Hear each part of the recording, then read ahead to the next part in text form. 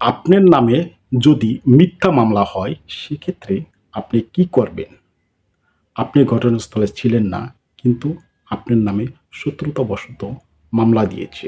সেক্ষেত্রে আপনি কি করবেন? সেক্ষেত্রে আপনার সর্বপ্রথম কাজ হচ্ছে আপনি থানায়, যে থানায় মামলাটা হয়েছে সেই থানায় যদি কারো যাওয়া আসা থাকে, পুলিশের সাথে ভালো সুসম্পর্ক থাকে, অবশ্যই তাদের মাধ্যমে থানায় একজন মুন্সি থাকে, যিনি কাগজপত্র সবকিছু ডিল করে। তার কাছে গেলে আপনি যে মামলা হয়েছে সেই মামলাটির একটা ফটোকপি আনতে পারবেন।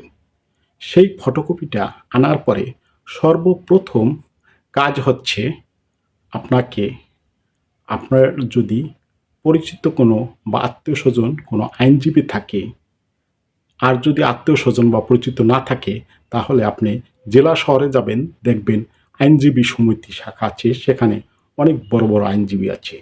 তাদের ভালো একজনের সাথে এই মামলার কপি নিয়ে আলাপ করবেন। আলাপ করার পরে তার কাছে খুলে মেলে সমস্ত কথা বলবেন যে আপনি ঘটনাস্থলে ছিলেন কিনা বা ছিলেন না, আপনার নামে মিথ্যা মামলা দিয়েছে, সব কিছু বিস্তারিত বলবেন, তার কাছে ডকুমেন্টস দিবেন।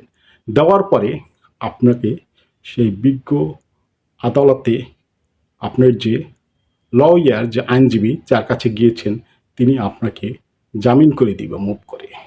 জামিন করানোর পরে তারপর আপনার আসল কাজ হচ্ছে এই মামলার তদন্তকারী অফিসারকে, আইউকে, তার সাথে সর্বদা যোগাযোগ রেখে আপনি যে ঘটনাস্থলে ছিলেন না, আপনার নামে যে মিথ্যা মামলা দিছে, সেই ডকুমেন্টসগুলো আপনি তার কাছে দিবেন।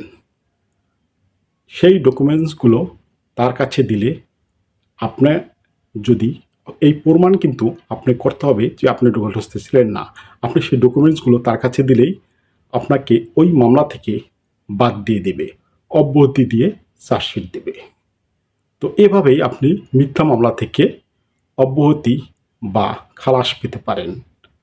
আর যদি কোনো কারণে ওই তদন্তকারী অফিসার উনি যদি চার্জশিট দিয়ে দেয় মামলায়, তাহলে আপনি উকিলের মাধ্যমে, ওই আইনজীবীর মাধ্যমে আপনাকে সমস্ত ডকুমেন্টস, আপনি যে ঘটনাস্থলে ছিলেন না, এটা যে মিথ্যা মামলা, সমস্ত ডকুমেন্টস দিয়ে ওই আইনজীবীকে হেল্প করতে হবে।